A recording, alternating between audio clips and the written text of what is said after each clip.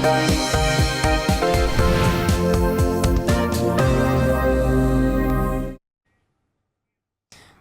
জাতীয় সংসদ নির্বাচনে গোপালগঞ্জের ৩টি আসনে ভোট দেবেন ১০ লাখের বেশি ভোটার।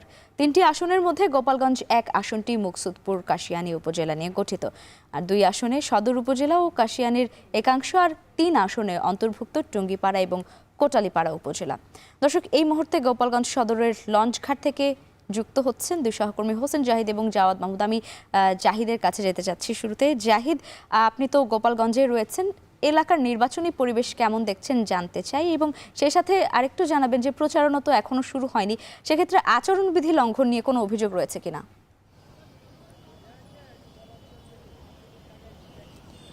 লাইবা, পথ থেকে পথে পথে প্রান্তরে নানা জায়গায় আমরা ঘুরছি। মূলত সাধারণ মানুষ কি ভাবছেন নির্বাচন নিয়ে, কি ইশতেহার তারা প্রত্যাশা করছেন, তার সঙ্গে প্রার্থীরাও কি ভাবছেন, আজকের সেই ভাবনা নিয়েই কথা বলবো। এবং এই ভাবনা নিয়ে কথা বলার জন্য আমাদের সঙ্গে যুক্ত আছেন আমাদের আরেক সহকর্মী জাওয়াদ মাহমুদ। জাওয়াদ, আপনার গোপালগঞ্জ নিয়ে নিশ্চয়ই রাজনৈতিক প্রেক্ষাপট নিয়ে আপনি অবগত আছেন। Amrapali fruit syrup, real magic in every drop. অনেক স্মৃতিও আপনার সঙ্গে জড়িত আছে। এখনকার এই সময়ে দাঁড়িয়ে 1 মাসেরও কম সময় পরে জাতীয় নির্বাচন, গোপালগঞ্জের নির্বাচনী পরিবেশটাকে আপনি কিভাবে মূল্যায়ন করবেন?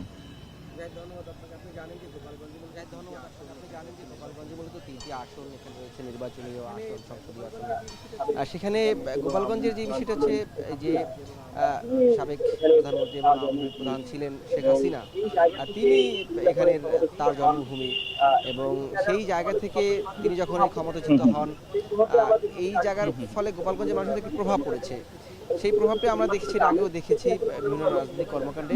গোপালগঞ্জের মধ্যে যে নির্বাচনী যে আমেজ, সেটি আসলে সেভাবে আমরা লক্ষ্য করছি না।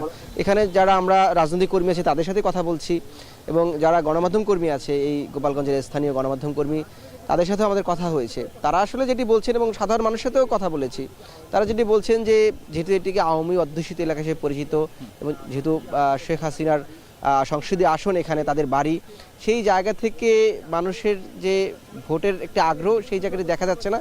কিন্তু এর বিপরীতমুখী অবস্থান আমরা দেখি যে অনেকেই বলছেন যে তারা ভোট দেবেন।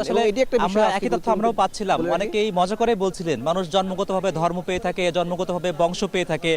গোপালগঞ্জের মানুষ জন্মগতভাবে একটি রাজনৈতিক দলের আদর্শ হিসেবে তারা ধরে নেওয়া হয় যে তারা একটা আদর্শ ধারণ করে থাকেন। এবার যেহেতু আওয়ামী লীগের কোনো অংশগ্রহণ নেই, আপনার কাছে কি মনে হয় আসলে অন্যান্য প্রার্থীদের যে প্রচারণা বলি, নির্বাচনী আমেজ বলি, সেটিতে কোনো নেতিবাচক প্রভাব পড়বে কিনা আপনার কাছে কি মনে হয়? সেটি আমি বলতে চাচ্ছিলাম এই মাত্রই। এখানে যেমন যেটি বলছিলাম যে একদিকে এই যে আওয়ামী লীগ কেন্দ্রিক এক ধরনের রাজনৈতিক বলয় এখানে আছে, এর বিপরীতমুখী বলয় একটি আছে। আওয়ামী লীগের এখানে আমরা অনেক অভিযোগ পেয়েছি, যারা আওয়ামী লীগের রাজনীতির সাথে জড়িত ছিল বা আওয়ামী লীগের সমর্থক ছিল সাধারণ, তারাও কিন্তু এই 15.5 বছর অনেক সময় ভোট দিতে পারেনি। কারণ তারা ভোট কেন্দ্রে বলতে তারা যদি আওয়ামী লীগকে ভোট দিবে, তারা তাদের আসলে ভোটাধিকার প্রয়োগ করতে পারেনি।